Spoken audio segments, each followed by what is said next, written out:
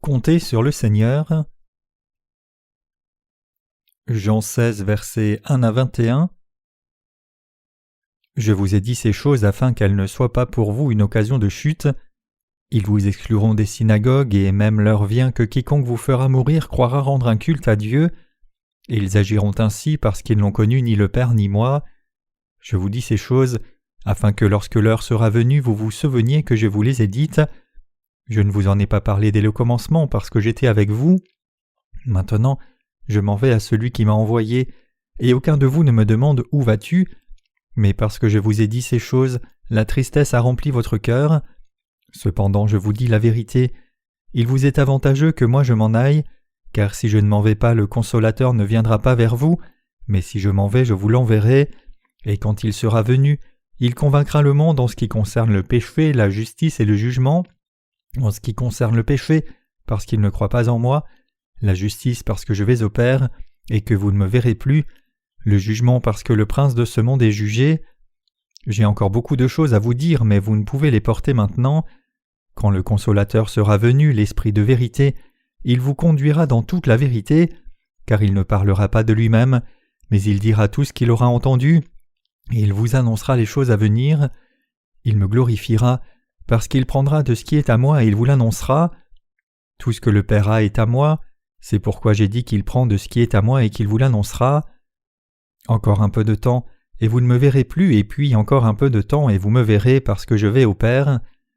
Là-dessus, quelques-uns de ses disciples dirent entre eux, « Que signifie ce qu'il nous dit, encore un peu de temps, et vous ne me verrez plus, et puis encore un peu de temps, et vous me verrez ?» Et parce que je vais au Père, ils disaient donc, « Que signifie ce qu'il dit, encore un peu de temps ? Nous ne savons de quoi il parle. » Jésus connut qu'ils voulaient l'interroger et leur dit, « Vous vous questionnez les uns les autres sur ce que j'ai dit, encore un peu de temps et vous ne me verrez plus, et puis encore un peu de temps et vous me verrez. En vérité, je vous le dis, vous pleurerez, vous vous lamenterez et le monde se réjouira. Vous serez dans la tristesse, mais votre tristesse se changera en joie. La femme, lorsqu'elle enfante, éprouve de la tristesse parce que son heure est venue, mais lorsqu'elle a donné le jour à l'enfant, elle ne se souvient plus de la souffrance à cause de la joie qu'elle a de ce qu'un homme est né dans le monde. » Des choses terribles vont arriver dans les temps de la fin du monde. Vous rappelez-vous ce que le Seigneur a dit qui arriverait au dernier jour du monde ? Il a dit que lorsque ce temps viendra, ceux qui sont nés de nouveau et croient en Jésus seront haïs du monde. Tout comme Jésus a été persécuté par les gens du monde quand il était sur la terre, ces croyants seront aussi haïs et persécutés par le monde. Le Seigneur a dit aussi que lorsque la fin des temps viendrait, une certaine nation ou une certaine organisation écarterait ceux qui sont nés de nouveau par Jésus. C'est décrit comme le fait d'être chassé de la synagogue. Jean 16, verset 2. Quand le moment viendra pour que le Seigneur revienne sur la terre, la grande tribulation de 7 ans se déroulera, et en ces jours de tribulation, tous ceux qui ne recevront pas la marque du 666 seront recherchés et tués. Pour se préparer pour ce temps, notre Seigneur a dit en Jean 16, versets 1 à 4, « Je vous ai dit ces choses afin qu'elles ne soient pas pour vous une occasion de chute. Ils vous excluront des synagogues, et même l'heure vient que quiconque vous fera mourir croira rendre un culte à Dieu. Ils agiront ainsi parce qu'ils n'ont connu ni le Père ni moi. Je vous dis ces choses afin que, lorsque l'heure sera venue, vous vous souveniez que je vous les ai dites. Je ne vous en ai pas parlé dès le commencement parce que j'étais avec vous. Mes chers croyants, il est absolument crucial pour nous de mener nos vies de foi correctement. Beaucoup de chrétiens mènent leur vie de foi cachée dans la forêt de la religion, c'est-à-dire qu'ils pratiquent le christianisme juste comme une religion plutôt que la foi, mais ces gens ne peuvent pas surmonter les temps de la fin. La grande tribulation de 7 ans n'est pas si loin. Les temps de la fin arriveront certainement dans notre âge présent. Si vous n'avez pas la foi réelle et êtes plutôt satisfait d'une foi de nom pour vivre caché parmi les religions du monde, alors quand la grande tribulation viendra, vous vous trouverez parmi ceux qui demandent à recevoir la marque de la bête, et vous-même la recevrez. Pire encore, vous pourriez même être premier dans la persécution et le meurtre de ceux qui sont nés de nouveau. Comme si recevoir vous-même la marque de la bête ne suffisait pas, donc vous devrez véritablement croire au Seigneur de tout votre cœur, au lieu de prétendre seulement croire. Vous devez croire au Seigneur en croyant la parole de Dieu de tout votre cœur. Essayons d'imaginer ainsi ce qui pourrait se passer quand les temps de la fin seront là. étant donné combien nous sommes déjà faibles, si quelques officiels d'une agence gouvernementale nous ordonnaient de recevoir la marque de la bête, ne consentirions-nous pas par peur ? Puisque cela ne s'est pas encore produit pour le moment, vous pouvez juste mettre cela de côté pensant que vous refuseriez de prendre la marque. Mais imaginez que vous êtes attrapé par quelques agents du gouvernement et qu'on vous demande « On entend que vous refusez de coopérer avec notre organisation d'unité globale. Est-ce vrai ? Refusez-vous vraiment de coopérer avec nous ? Nous vous donnons une nouvelle chance. Soit vous recevez la marque, soit vous mourrez, à vous de choisir. Quiconque n'a pas foi dans la parole de Dieu choisira de recevoir la marque à ce moment-là. Vous dites alors en tremblant, que dois-je faire alors ? C'est très simple, vous devez recevoir la marque soit sur la main droite, soit sur le front, c'est tout. Cela ne vous blessera pas, c'est aussi simple que percer l'oreille. Alors que vous hésitez, vous verrez une grande guillotine. Soit vous recevez la marque, soit vous vous mettez devant la guillotine et placez votre tête. Vous avez le choix, oui ou non, décidez maintenant. Les gens du monde seront violents en ces temps-là. Quiconque leur désobéira sera arrêté sur place et exécuté tout de suite. Mes chers saints, les temps de la fin seront effectivement pleins d'événements terribles. Puisque cela sera la dernière chance pour le diable de régner sur le monde, il ne restera pas tranquille. Le diable mènera son dernier combat et s'agitera jusqu'à la fin même. Non seulement ceux qui sont nés de nouveau, mais aussi ceux qui ne sont pas nés de nouveau verront d'énormes tribulations. Le feu tombera du ciel. Des épidémies se répandront sur toute la terre et le monde deviendra complètement chaotique et ravagé par toutes sortes de désastres. Dans ce monde, le diable persécutera ceux qui sont nés de nouveau et les tuera. Sachant à l'avance que la grande tribulation de Satan viendra, notre Seigneur nous a dit de nous préparer pour l'heure où les saints nés de nouveau seront persécutés et tués. Donc si votre foi en Jésus est seulement une prétention, vous serez piégés par le diable ce jour-là, c'est sûr. En ces temps de la fin, vous devez défendre votre foi vous-même, car personne ne viendra vous assister. Bien que ceux qui ont vécu dans ce monde par la foi ne renonceront pas à leur foi, même si leurs vies sont menacées, ceux qui ont vécu seulement pour leur propre chair supplieront pour leur vie, demandant d'être épargnés. Il n'y aura plus d'amour maternel assez grand pour se donner afin d'épargner son enfant. Tout le monde, parent ou enfant, devra choisir de recevoir la marque ou la mort. C'est ce qu'enseigne le passage des Écritures d'aujourd'hui. Il est écrit « Ils vous excluront des synagogues et même leur vient ou quiconque vous fera mourir croira rendre un culte à Dieu. Ils agiront ainsi parce qu'ils n'ont connu ni le Père ni moi. Je vous ai dit ces choses afin que lorsque l'heure sera venue, vous vous souveniez que je vous les ai dites. Je ne vous en ai pas parlé dès le commencement parce que j'étais avec vous. » Jean 16, versets 2 à 4. Ainsi, si vous vivez comme le personnage des fables d'Ésope, jusqu'à la frontière incertaine de votre foi et emporté par le vent du monde, alors votre foi de nom disparaîtra et vous finirez inévitablement par recevoir la marque au dernier jour. Et même au moment de la mort, ces gens supplieront d'être épargnés au moins une fois et rejetteront leur foi sans aucune hésitation.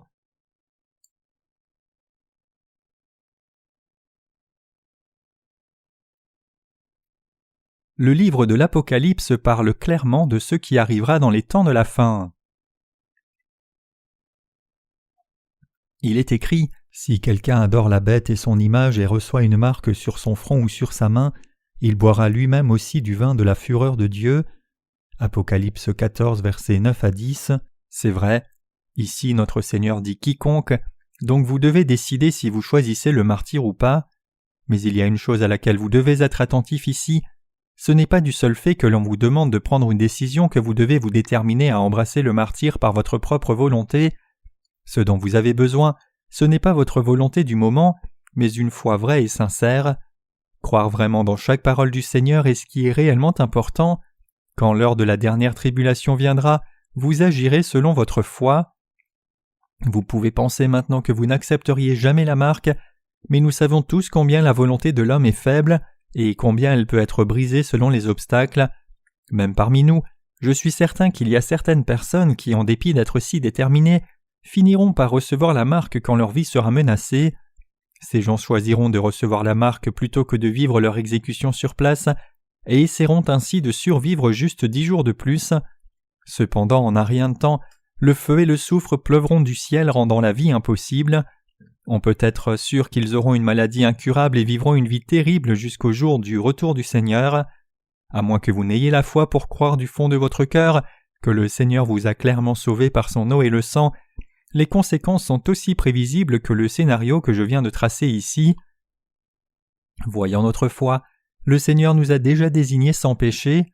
Maintenant nous devons nous décider entre deux choix, si nous embrasserons le martyre à la dernière heure de la tribulation selon notre foi, ou si nous recevrons plutôt la marque. Ceux qui ont une forte volonté, qui affirment qu'ils ne céderont jamais, ne recevront jamais la marque, finiront par la recevoir plus vite que tous les autres. Tout comme Pierre a trahi Jésus en dépit d'avoir affirmé qu'il ne le trahirait jamais, votre propre volonté est destinée à être brisée. La volonté de l'homme n'est rien. Même quand il s'agit de ceux qui ont une forte détermination, si on leur inflige suffisamment de douleur et qu'ils sont torturés, la plupart d'entre eux seront ébranlés en un rien de temps. La détermination de l'homme ne tient même pas un mois, encore moins un an. C'est pour cela qu'en parlant de la volonté de l'homme, un proverbe en Corée dit que les résolutions durent seulement 3 jours. La plupart des gens voient leurs résolutions durer 3 jours. Pour les bornés, cela peut durer 2 mois, et même pour ceux qui ont une volonté remarquablement forte, cela ne durera pas plus d'1 an. Ce qui est pareil pour tout le monde cependant, c'est que toute volonté s'incline tôt ou tard.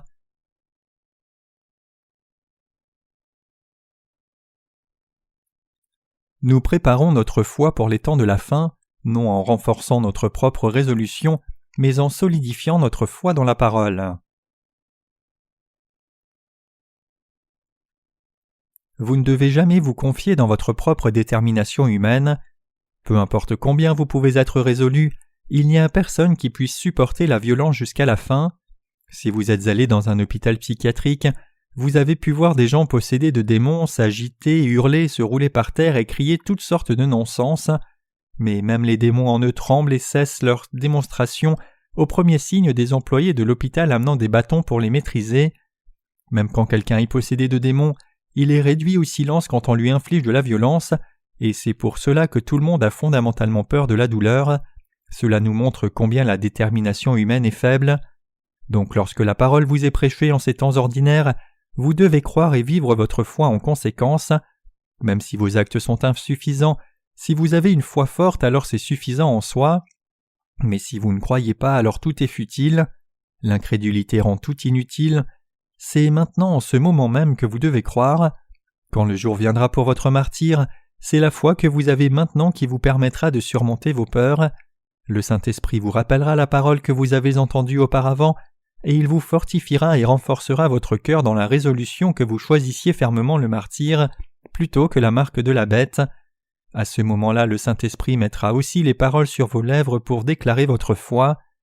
Cependant, si vous ne croyez pas dans la parole de Dieu, alors c'est inutile. Vous ne pourrez pas vaincre le diable en vous appuyant sur votre propre force humaine. À travers la parole, nous devons avoir une claire compréhension de ce qui arrivera au dernier jour, et nous devons croire dans la parole de Dieu maintenant pour nous préparer pour ce jour. Quand les temps de la fin viendront, le diable et ses adeptes se saisiront de ceux qui sont nés de nouveau et les forceront à recevoir la marque, et ils tueront quiconque refusera de recevoir la marque. Cependant, Dieu a dit aussi qu'il offrira un chemin d'échappatoire à ceux qui ont vraiment vécu par la foi. Il est donc absolument indispensable pour nous de vivre par la foi. J'exhorte chacun de vous à mener votre vie de foi, non par votre propre volonté, non par votre propre entêtement, non selon vos propres circonstances, non par votre propre tact, mais par la foi authentique. Mes chers croyants, quand le dernier jour viendra, ceux qui sont nés de nouveau se distingueront clairement de tous les autres qui ne sont pas nés de nouveau. Ceux qui ne sont pas nés de nouveau seront les premiers pour arrêter et tuer ceux qui sont nés de nouveau. Ceux qui sont nés de nouveau ne leur échapperont pas. Les fidèles ne succomberont pas à la convoitise mais défendront leur foi même s'ils sont décapités, et ils iront à leur fin avec assurance par cette foi. Ceux qui sont sans foi par contre lutteront fortement pour sauver leur vie juste pour subir une mort terrible à la fin. Nous devons mener nos vies par la foi correcte, nous devons vivre par la foi ce moment précis et aussi l'avenir. Permettez-moi de répéter une fois de plus que votre propre volonté et résolution humaines sont finalement inutiles.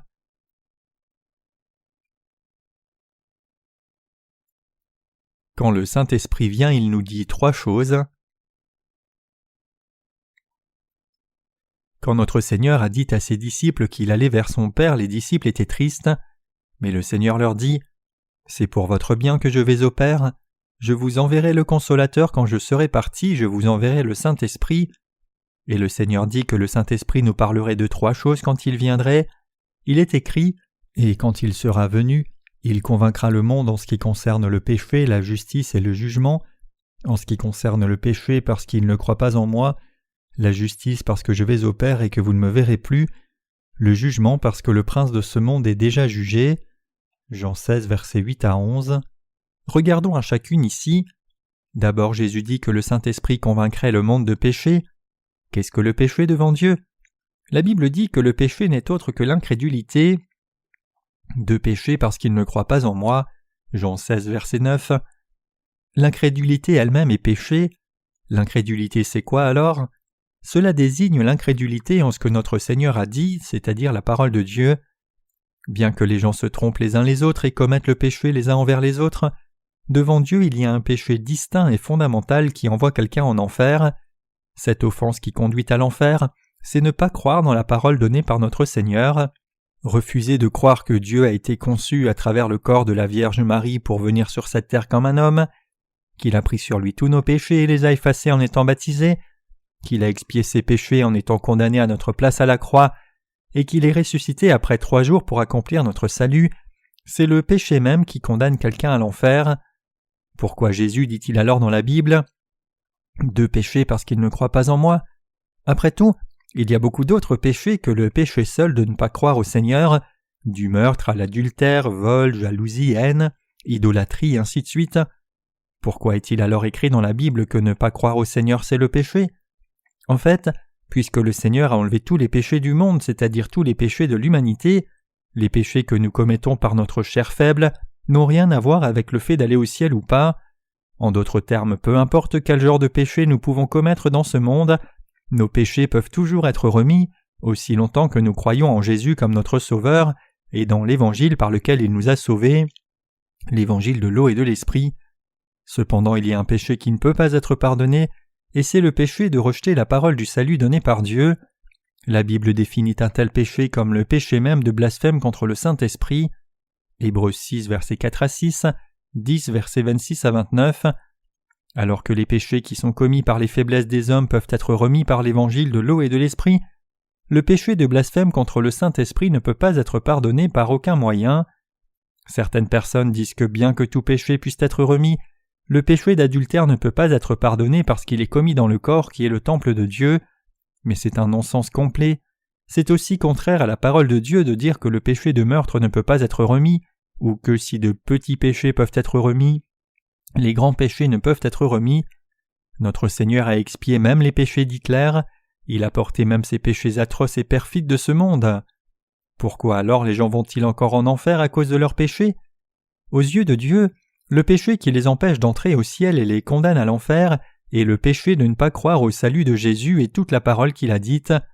Le Seigneur dit « De péché parce qu'il ne croit pas en moi ». Il dit que lorsque le Saint-Esprit consolateur viendrait, il nous convaincrait de péché, de justice et de jugement. À travers l'Église, le Saint-Esprit dit donc à tout le monde « Quel est le péché qui vous condamne à l'enfer? C'est le péché de ne pas croire que Jésus a remis tous vos péchés par son eau et le sang. C'est le péché qui vous condamne à l'enfer. C'est le péché de blasphème contre le Saint-Esprit. Bien que vous puissiez être remis de tout autre péché, le péché de blasphème contre le Saint-Esprit ne peut pas être pardonné. Quiconque blasphème ce que Dieu a fait pour le salut de tous les humains ne peut pas être pardonné. Comme il est écrit, « La parole a été faite chair et a demeuré parmi nous » Jean 1, verset 14. Le Seigneur est le Dieu de la parole qui est venu sur cette terre dans la chair d'un homme. Il a ensuite accepté nos péchés à travers son baptême, a été condamné à mort à la croix, est ressuscité des morts après 3 jours puis est monté à la droite du trône de Dieu le Père. Il nous a ainsi sauvés parfaitement. Quiconque ne croit pas cela n'a pas d'autre choix que d'aller en enfer. Dieu dit que si quelqu'un ajoute quelque chose à cette parole ou y soustrait, son nom sera effacé du livre de vie et Dieu versera toutes les malédictions inscrites dans la Bible. Donc nous devons croire dans l'évangile de l'eau et de l'esprit accompli par Jésus, exactement selon la parole. Dieu le Saint-Esprit a clairement parlé à travers son Église. Jésus le Fils de Dieu est venu sur la terre en tant qu'homme, a effacé tous les péchés de l'humanité en étant baptisé à l'âge de 30 ans, a été condamné en versant son sang précieux à la croix, est ressuscité des morts après 3 jours, et s'est assis maintenant à la droite du trône de Dieu le Père. Quiconque croit en ce Jésus sera sauvé et entrera dans les portes du ciel au lieu de l'enfer. Dieu le Saint-Esprit rend témoignage de Jésus. Il a parlé clairement des péchés de l'humanité et de ceux qui sont condamnés à l'enfer. Deuxièmement, le Saint-Esprit rend témoignage de la justice. De justice parce que je vais vers mon Père et que vous ne me verrez plus. Jean 16, verset 10. Cette justice désigne la justice de Dieu et elle implique que Dieu a accompli notre salut et le Seigneur a accompli l'œuvre du salut pour nous délivrer du péché une fois pour toutes. Quand notre Seigneur est venu sur cette terre, il a pris les péchés de ce monde par son baptême d'eau une fois pour toutes, est mort à la croix une fois, ressuscité d'entre les morts, et a ainsi expié tous nos péchés une fois pour toutes. Le Seigneur ressuscité est maintenant assis à la droite du trône de Dieu le Père. La foi en ce Dieu, c'est ce qui nous sauve. Le Seigneur a accompli notre salut parfaitement et complètement sans rien d'inadéquat. Il n'y a rien d'inadéquat au salut de Dieu, il est parfait, il n'a besoin d'aucune œuvre de plus. Croire que le Seigneur a sauvé tout le monde par l'eau et l'Esprit, c'est croire dans la justice de Dieu, et ce n'est autre que le salut. Croire dans l'évangile de l'eau et l'Esprit, au salut de Dieu, c'est ce qui constitue la justice pour ceux qui croient dans cette vérité. Abraham a été approuvé comme un homme juste en croyant dans la parole de Dieu, et par cette foi il a été approuvé comme un fils de Dieu, membre de son peuple et le Père béni de la foi. De même nous atteignons aussi la justice de Dieu une fois pour toutes par notre foi en Jésus comme notre Sauveur, en croyant que Dieu lui-même est venu sur la terre comme un homme, a été baptisé, est mort à la croix et ressuscité d'entre les morts, est monté à la droite du trône de Dieu et vit toujours. Quiconque croit dans cet évangile du salut accompli par l'eau et l'Esprit est maintenant devenu un enfant de Dieu. Il est écrit « De justice parce que je vais vers mon Père et vous ne me verrez plus » Jean 16, verset 10. Le salut a déjà été accompli. En d'autres termes, la justice de Dieu a déjà été accomplie. Donc il n'y a rien qui manque pour que nous devenions justes en croyant en Jésus. Ayant accompli notre salut, notre Seigneur est monté au ciel et s'est assis à la droite du Père. Notre Seigneur a fait de nous les justes. C'est ce que le Seigneur voulait dire en disant « De justice parce que je vais vers mon Père et vous ne me verrez plus » Jean 16, verset 10. Troisièmement, le Saint-Esprit parle de jugement parce que le prince de ce monde est jugé. Jean 16, verset 11. Celui qui règne sur ce monde ici désigne le diable. Cela désigne l'ange déchu, l'arrogant qui s'oppose à Dieu dont le nom est Satan le diable. Jésus-Christ l'a jugé quand il est venu sur la terre. À travers le souverain sacrificateur nommé Jean-Baptiste, Jésus a pris tous les péchés de l'humanité au Jourdain et il a été condamné à la croix. Et quand Jésus-Christ a été condamné, il a jugé celui qui règne sur ce monde.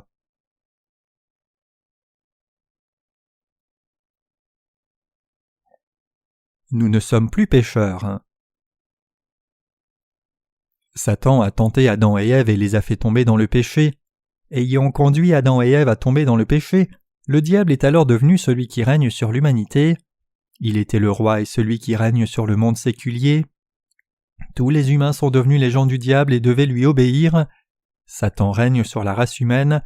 Cependant, quand notre Seigneur est venu sur la terre, il a pris tous les péchés de l'humanité en étant baptisé, et abandonnant son propre corps, il a été crucifié. Ainsi Jésus a crucifié les péchés de l'humanité à mort. Ayant porté tous nos péchés sur son propre corps, notre Seigneur a ensuite abandonné ce corps aux soldats romains pour le crucifier. Il a été puni pour les péchés de l'humanité en versant son propre sang, en portant tous les péchés du monde sur son corps. Satan ne pouvait donc pas régner plus longtemps sur la race humaine.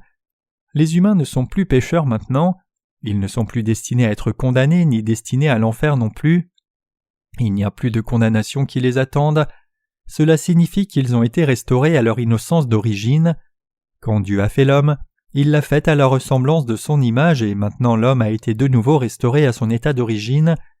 En réalité, le changement était même meilleur, car les humains ont été élevés pour être les propres enfants de Dieu et des êtres immortels qui ne seront jamais détruits. Satan a été jugé au moment où Jésus a été condamné à la croix. Le diable n'est plus celui qui règne sur ce monde ni le maître. C'est maintenant Jésus-Christ qui est le roi de ce monde et du royaume des cieux. Jésus a retrouvé toute autorité de la terre et au ciel, enlevé à Satan quand il est venu dans ce monde, et il est devenu le roi des rois. Ayant accompli tout notre salut, Jésus est ensuite monté au ciel et nous a envoyé le Saint-Esprit à sa place.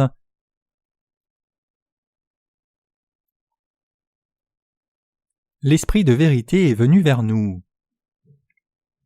Il est écrit, quand le Consolateur sera venu, l'Esprit de vérité, il vous conduira dans toute la vérité car il ne parlera pas de lui-même, mais il dira tout ce qu'il aura entendu et il vous annoncera les choses à venir. Jean 16, verset 13. Le Seigneur dit ici que quand l'Esprit de vérité viendra, il nous conduira dans toute la vérité. Le Saint-Esprit l'aide est effectivement venu dans le cœur de chacun de nous qui avons reçu la rémission des péchés en croyant en Jésus-Christ. Où cet Esprit nous conduit-il alors ? Il nous conduit vers la vérité. Autrement dit, il nous conduit vers tout ce qui est vrai et véritable. Cela signifie que le Saint-Esprit nous enseigne sur qui est Dieu, comment nous pouvons vivre une vie droite, et ce qu'est la vérité. C'est l'Esprit de Dieu qui nous enseigne sur toutes ces choses. Jésus-Christ est notre Sauveur et Dieu l'Esprit est notre aide qui nous assiste. Le Saint-Esprit nous réveille de notre ignorance et nous révèle tout. De ce qui est de Jésus-Christ à comment il nous a sauvés, à qui est son Père. Donc, comme Dieu le Saint-Esprit est avec nous, il nous conduit dans la vérité, nous enseigne et écarte tout ce qui n'est pas vrai de nos cœurs. Donc ceux en qui le Saint-Esprit demeure n'écoutent pas ce qui n'est pas vrai. Ils ne peuvent pas tolérer d'entendre des faussetés puisque cela les dégoûte. Ils peuvent discerner la vérité du faux précisément parce que le Saint-Esprit les enseigne. La Bible dit que Dieu l'Esprit ne parlera pas de lui-même, mais dira tout ce qu'il aura entendu, et il vous annoncera les choses à venir. Jean 16, verset 13. Notre Seigneur a fait écrire sa parole tout du long par le Saint-Esprit. Cette parole a été inscrite par l'inspiration de Dieu le Saint-Esprit, et aujourd'hui quand vous lisez ou écoutez cette parole, le Saint-Esprit dans votre cœur vient vers vous et vous enseigne pour que vous compreniez ce que la parole vous dit aujourd'hui. Dieu le Saint-Esprit vous parle de la foi à cette heure. Tout le monde n'est peut-être pas conscient de cela, mais quand je lis la Bible dans mes sermons, Dieu le Saint-Esprit me parle clairement de ce qu'il va dire aujourd'hui et quelle vérité il veut que je vous enseigne. En d'autres termes, c'est Dieu le Saint-Esprit en moi qui interprète cette parole pour vous. Donc le Saint-Esprit ne parle pas de lui-même, mais il parle selon la parole écrite. Le fait qu'il dise tout ce qu'il entend, Jean 16, verset 13, signifie qu'il parle selon la parole écrite. Dieu le Saint-Esprit nous approuve quand nous croyons selon cette parole écrite exactement comme elle est, et il scelle nos âmes comme des justes. Je crois que lorsque Jésus a été baptisé, tous mes péchés ont été transférés sur lui à ce moment-là. Je crois que Jésus a été condamné à la croix à ma place. Je crois qu'il a porté tous mes péchés du monde pour moi et a été condamné pour toute personne dans ce monde. Quand nous croyons la parole de Dieu comme cela, le Saint-Esprit en nous scelle de son approbation et nous assure notre salut. C'est pour cela que Jésus a appelé le Saint-Esprit notre aide. Dieu le Saint-Esprit ne parle jamais de lui-même. C'est selon ce qui est écrit dans la parole de Dieu que le Saint-Esprit nous parle, nous convainc de péché, nous sauve, nous donne la confirmation de notre salut, nous enseigne sur la justice et le jugement, et nous reprend ou nous recommande en conséquence. Ainsi Dieu le Saint-Esprit remplit un rôle très important. Ce temps présent est le temps du Saint-Esprit. Si quelqu'un reconnaît juste la parole écrite de Dieu exactement comme elle est, alors le Saint-Esprit vient en lui et le scelle de son approbation. C'est pour cela que les gens croient en Dieu, c'est pour cela qu'ils s'appellent justes, et c'est pour cela qu'ils ont la conviction sûre qu'ils iront effectivement au ciel. Ce n'est pas accompli par notre propre volonté ou sagesse humaine, plutôt cela vient par l'assurance de Dieu le Saint-Esprit, sa sagesse et sa volonté. Dieu le Saint-Esprit nous dit « Certainement tu as été sauvé ». Il nous donne de l'assurance. Il nous dit « Tu as été sauvé, c'est sûr ». Ainsi Dieu le Saint-Esprit nous aide. Vous devez donc croire en Dieu le Saint-Esprit et en chaque parole écrite de Dieu. Dieu le Saint-Esprit a écrit au sujet de Jésus-Christ. Le Saint-Esprit dit que ce Jésus nous a sauvés de tous nos péchés par l'eau et le sang, par sa propre chair et le sang. Le Seigneur nous a sauvés non seulement par le sang, ni par l'eau seule, mais par l'eau, le sang et le Saint-Esprit, et ces trois sont un. 1 Jean 5, verset 7. Ils sont tous sortis d'un seul, donc il est absolument important pour nous de croire dans la parole écrite exactement telle qu'elle est. Le fait que nous ayons un critère de salut appelé la Bible est absolument crucial. Vous ne réalisez probablement pas combien c'est important que la foi vienne, non pas d'autre chose, mais seulement de la parole des Écritures. Si quelqu'un croit en Dieu sur la base du propre catéchisme doctrinal des hommes, plutôt que sur la parole de Dieu, il sera jeté en enfer aussi comme conséquence à cela. Ce qui convainc ces gens du salut n'est pas le Saint-Esprit, mais les dénominations d'hommes. La fin pour tous ceux dont le salut est assuré par leur propre dénomination n'est autre que l'enfer. Seuls ceux qui sont assurés du salut par le Saint-Esprit peuvent entrer au ciel. Le ciel est réservé seulement à ceux qui sont approuvés par le Saint-Esprit. Qui le Saint-Esprit approuve-t-il alors ? Il approuve ceux qui croient dans la parole de Dieu elle-même exactement telle qu'elle est. C'est précisément pour cela que nous devons croire en Jésus selon la parole écrite. Nous pouvons alors être approuvés par Dieu le Saint-Esprit et conduits dans la vérité par lui. Ceux qui s'appuient sur la vérité conduits par cette direction, qui ont le Saint-Esprit de Dieu, trouveront la liberté complète de leur âme et vivront plus heureux que même les rois et les princes. Tout comme la Bible dit que Dieu le Saint-Esprit vous annoncera les choses à venir, Jean 16, verset 13, le Saint-Esprit nous dit effectivement quelles tribulations nous verrons à l'avenir et quelle gloire nous recevrons, tout selon la parole écrite. Bien que nous ayons à voir des tribulations, nous recevrons aussi la gloire. Les tribulations que nous voyons sur cette terre ne sont même pas comparables à la gloire infinie d'où nous jouirons à l'avenir. Comprenez-vous pleinement cet univers ? L'homme ne peut pas atteindre une pleine compréhension de l'univers. Cet univers est infiniment grand. Personne n'a vu la fin et personne ne la verra non plus. Puisque l'univers est si étendu, nous pouvons seulement voir une portion limitée qui est visible à nos yeux. Non seulement il nous est impossible de mesurer cet univers, mais nos pensées et intelligences ne peuvent saisir son étendue non plus. C'est la même chose que notre incapacité à comprendre pleinement la gloire qui nous attend.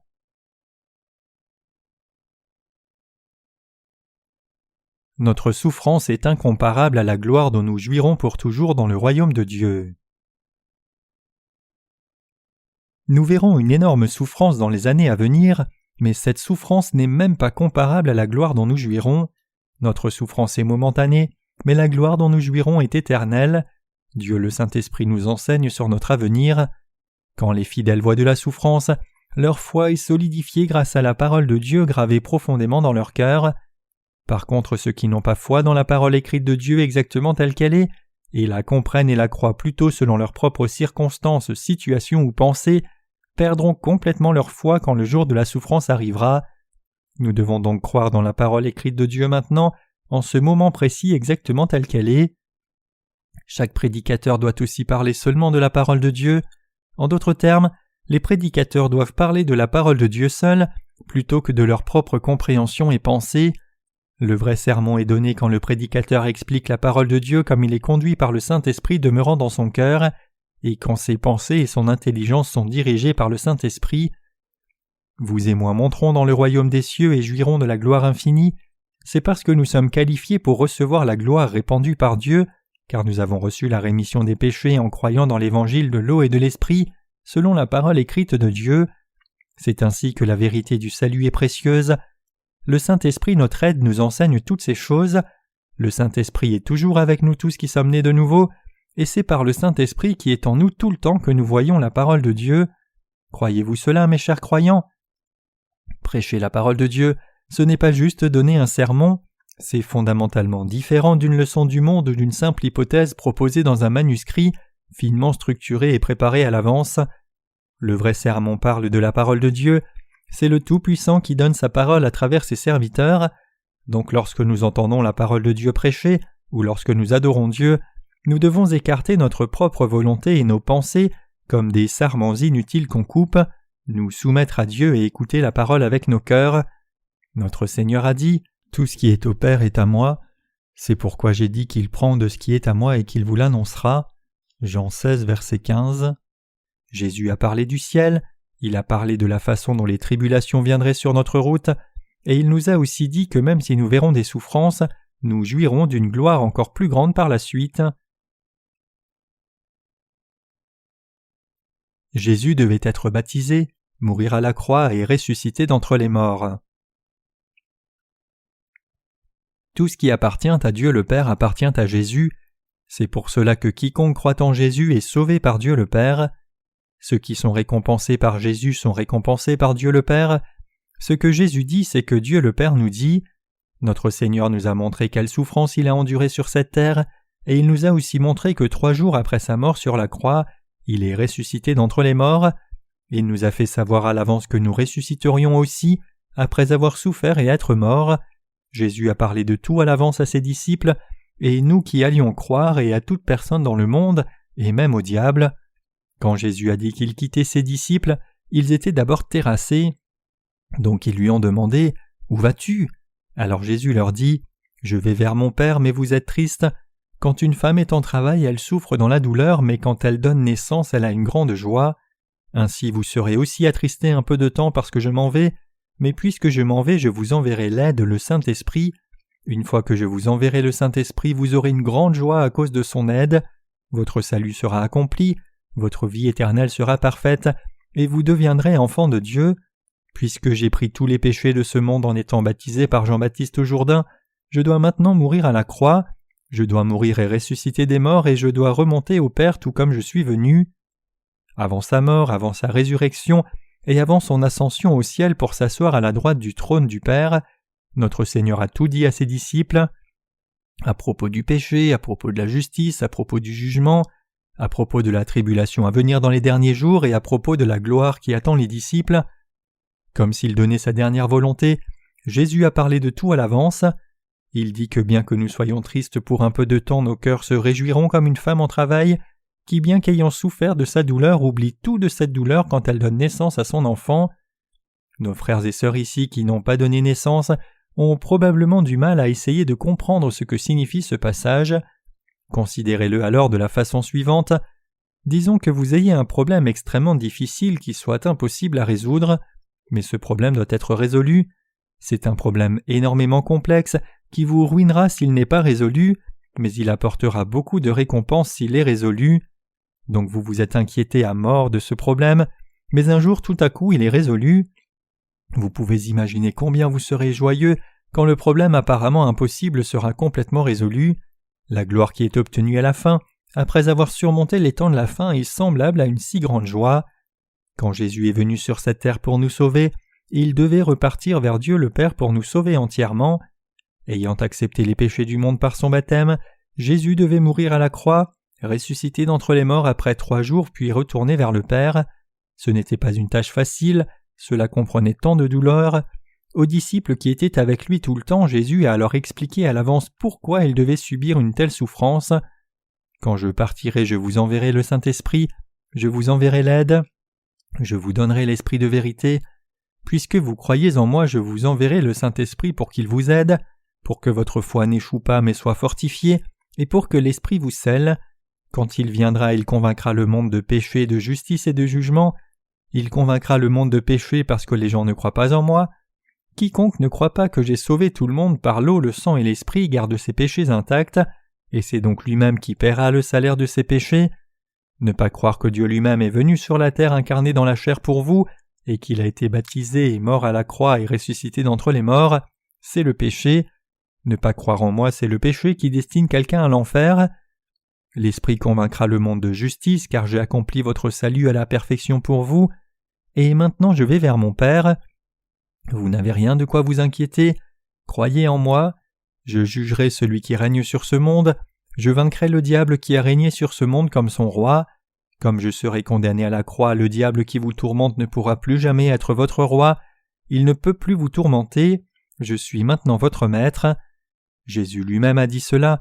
Ses disciples étaient étonnés à ce moment-là, incapables de vraiment saisir ce que Jésus leur disait. Cependant, quand Jésus a été crucifié et ressuscité, et quand le Saint-Esprit est descendu sur eux comme Jésus l'avait promis, ils ont finalement été capables de comprendre ce que Jésus voulait dire. Ils ont réalisé que Jésus avait raison sur toute la ligne. Ensuite, les disciples de Jésus ont tous rendu témoignage de l'Évangile, conduits par le Saint-Esprit qui demeurait en eux. Nous aussi devons réaliser ce que notre Seigneur nous a dit en Jean chapitre 16.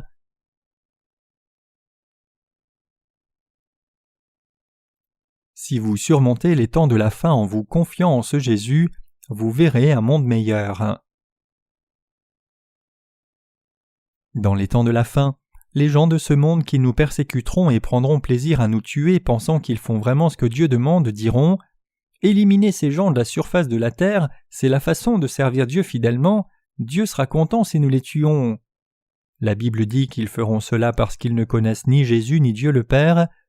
L'heure vient où les nations vont toutes s'unir comme les religions deviendront une et la race humaine entière s'unira. Il y aura seulement une sorte de gens qui ne s'uniront pas au monde, et ce sont les justes. Les gens de ce monde persécuteront et tueront les justes.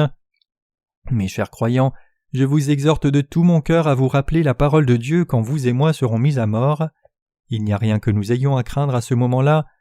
Indépendamment du fait que nous soyons martyrs ou que nous nous élevions dans les airs au retour du Seigneur, tout ce que nous devons faire, c'est continuer notre œuvre fidèlement jusqu'à la fin et rencontrer le Seigneur dans la joie.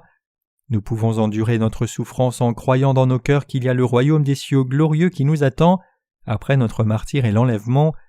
Nous devons nous rappeler de la parole qui nous promet qu'un paradis sur terre nous attend pour y jouir de toute gloire et splendeur. Quand ce jour viendra, nous devrons une fois encore nous rappeler cette parole que nous entendons maintenant, et nous ne devons pas avoir peur. Quoi qu'il se passe, nous devons le gérer par la foi. L'apôtre Paul a dit « Car je considère que les souffrances du temps présent ne sauraient être comparées à la gloire à venir qui sera révélée en nous. » Romains 8, verset 18. Nous devons avancer par la foi. Vous et moi devons vivre par la foi seule. Nous ne sommes pas des pécheurs perdus destinés au feu de l'enfer, nous sommes justes. Les justes sont ceux qui entreront au paradis où Jésus-Christ est et vivront là heureux pour toujours avec le Seigneur. Réalisant qui nous sommes, nous devons vivre par la foi. Nous devons croire dans la parole de Dieu en tout temps tout au long de notre vie. Aujourd'hui et demain aussi, nous devons toujours méditer sur cet évangile de l'eau et l'esprit, vivre par la foi jusqu'au dernier jour du monde, et ainsi voir un monde meilleur se dérouler sous nos yeux en ce jour promis. Que les bénédictions abondantes de Dieu soient toujours avec vous.